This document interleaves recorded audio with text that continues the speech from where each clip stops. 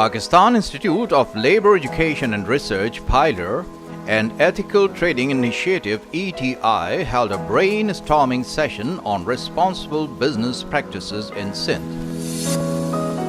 In her presidential address, Justice Retired Majida Razvi said, under the GPS Plus facility by European Union, Pakistan has committed to rectify and implement 27 international conventions and covenants, including 8 core standards of the International Labour Organization and 7 conventions and covenants of the United Nations. Executive Director PILER Karamat Ali traced the history of labour rights movements in the world. Sindhi Berman, head of Modern Slavery Strategy, ETI, said,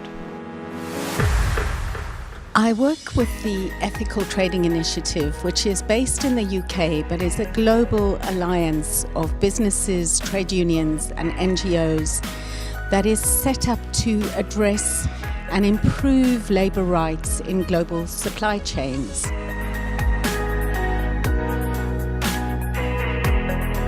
Pakistan is a key sourcing country for many British and international businesses, but in and of itself, it has huge markets internationally as well as locally. So we are here to address the issue of responsible businesses and how they might improve working conditions and at the same time increase their access to international markets.